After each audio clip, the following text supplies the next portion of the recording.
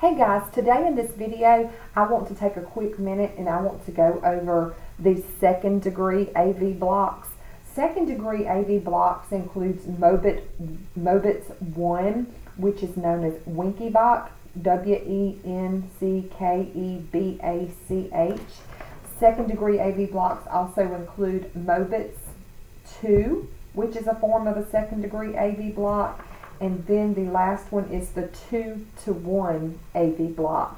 So when we think about second degree AV blocks, we need to know and understand that second degree AV blocks include three different types. So we have Mobitz 1, which is known as Wenckebach.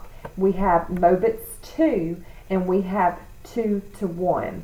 But today we're going to take a second and we're going to talk about Mobitz 1, which is commonly referred to as Wenckebach, and you'll see here how it's spelled. And you'll hear this both ways, but most commonly, through my experience, I've heard it referred to as Wenckebach. So what happens with Wenckebach being a second degree? Knowing that it's a second degree, we can flip back to what we went over in the past. Second degree includes your partial blocks. And what we mean by this with the partial is some impulses get through the AV node and some do not. So what happens is this is usually a transit block lasting only a few days. And the AV node with this usually becomes progressively weaker and it's less able to conduct impulses, and then finally no impulses get through at all. So with these blocks, you'll see it start out at first and you'll see them go to second and then you'll see them go to third. So you commonly see a progression and then worsening with the different types of blocks. But getting back on track and talking about Wenckebach, what happens with Wenckebach is we know that in the past we looked at the PR interval when we diagnose an AV block. We're going to look at this PR interval. So what happens, I'm going to scoot over here to this area and show you here. I'm just going to give you an example here, but I'll pull a better slide in just a minute.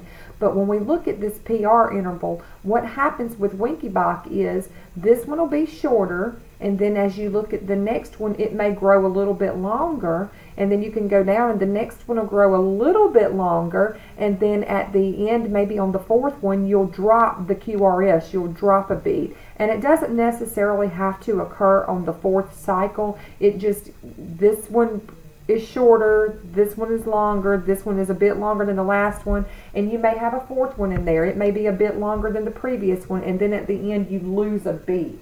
So the PR intervals grow progressively longer until you end up losing a beat. So that's what we're looking at when we're looking at Wenckebach. So and let's go back to our part here. What we're looking at is we know our SA node fires out the impulse. This is where the impulse originates. It goes through the interatrial tracts to the atrium, then it travels down the internodal tracts to the AV node, and the AV node puts on brakes, but the impulse still gets through. On the second beat, it does the same thing. It fires in the SA node, it travels the pathway, it gets to the AV block, and the AV block puts on brakes, but the AV node puts on the brakes just a little bit longer than it did the last time, but the impulse still gets through. Then on the next cycle, the same thing happens. The SA node fires, it travels through the interatrial tracts to the atrium, down the internodal tracts to the AV node. The AV node puts on brakes. Well, it puts on brakes and it halts it even longer than it did the last time, but the impulse still gets through and the ventricles contract. And then it fires again. It travels all the way down through the interatrial tracts to the atrium, through the internodal tracts to the AV node, and then guess what? We put on brakes, and the ventricles are waiting, and then it doesn't pass through. So with the Wenckebach and the second degree AV blocks, most of the impulses get through, but some do not. That's why we see that progressively longer PR interval this one's shorter, this one's longer, and then this one gets a little bit longer, and then you lose a beat because that AV node is putting on the brakes longer each time as each cycle passes. So that's one way to think about that. So moving forward, I want to go over the criteria. Your atrial rate is still 60 to 100. Your ventricular rate varies. Your ventricular rate here is less than your atrial rate due to the non-conductive beat. And remember, when we count our atrial rate, we're counting the P waves. When we count our heart rate or our ventricular rate, we're counting the R to R intervals, the Qrs complexes. So in this situation, you're going to have more P waves than you do the QRS intervals, because remember, we're losing one of those beats. We're losing a beat periodically. So your atrial rate here is going to be higher than your ventricular rate. So your ventricular rate varies. Let's look at regularity. The regularity is going to be irregular. You'll see a group of beats, and then you'll see a pause. And you'll see that pause because you lose that QRS and you stop, and then it has to start over. And then our P waves, they're going to be upright, matching, and then you're going to have one that is blocked, and we know it's blocked because it's not followed by a QRS. So the PR interval is lengthened. On the next beat, it's lengthened again. On the next beat, it's possibly lengthened again, and then on the next beat, it just drops. But remember, it's not always that fourth beat. That's just the way that I describe it. They just gradually get longer and longer and longer until you lose that beat. So there's no given number on which beat you'll lose. You just have to watch that PR interval become progressively longer until it is dropped. With Mobitz 1 Wenckebach, we look at our QRS interval. Our QRS interval here is still less than 0.12 seconds. And the causes could be a myocardial infarction, digitalis toxicity, and there's usually really no adverse effects. You just want to watch for worsening. So if the doctor sees this, if the cardiologist sees this, he's going to keep a close eye on you and again make sure that it's not worsening, because these blocks tend to gradually worsen over time. And your treatment is going to depend on the, you're usually going to treat the cause. There's usually no treatment needed. But if there is something that you feel like is causing it, you still can treat the cause. But you want to prepare the patient for transcutaneous pacing. And remember, that's when they stick the electrodes on the outside of the skin. They can place those electrodes transcutaneously, and they can pace that way if you have a decreased cardiac output. Another thing that we need to look at is we would give atropine. Atropine could be used if there's not a pacemaker available to treat the patient. But most patients in Wenckebach, they require strict observation. So let's look at this strip here. This strip will explain what Wenckebach looks like.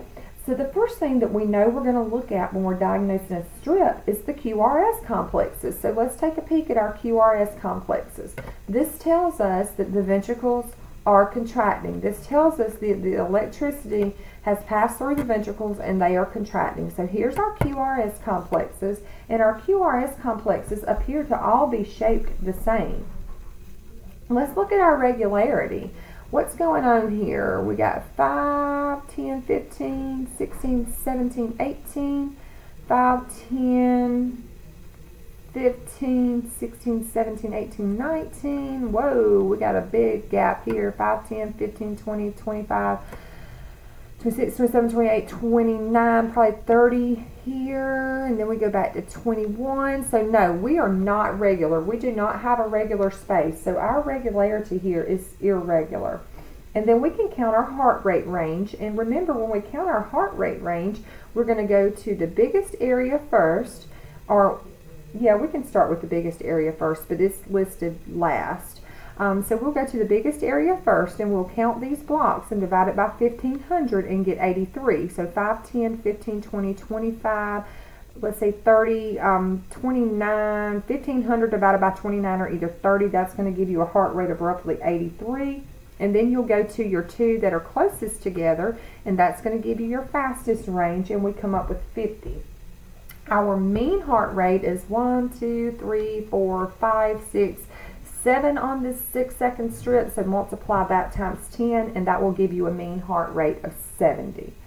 Let's look at our P waves now. Our P waves are upright, and they do match, so we do have P waves here, and they pretty much all look the same.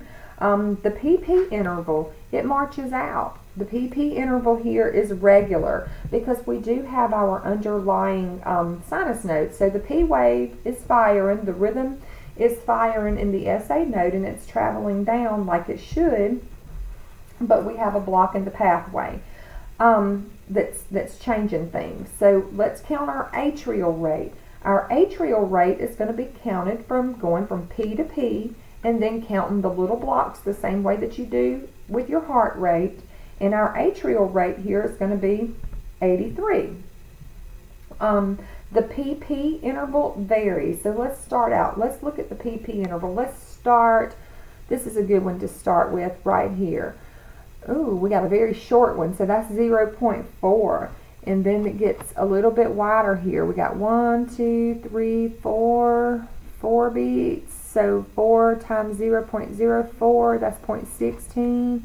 We got 1, 2, 3, 4, 5. So we're getting longer. And then guess what? Right here, we come out, we got our T wave, and then it fires again, and we got a pause. So we lost our beat here. So what we're looking at when we describe Wenckebach is the lengthening. These PR intervals, they start out short, then they grow longer and longer, and then all of a sudden you lose your beat. So that's what's happening with Wenckebach. And if you have any questions about that, please see me.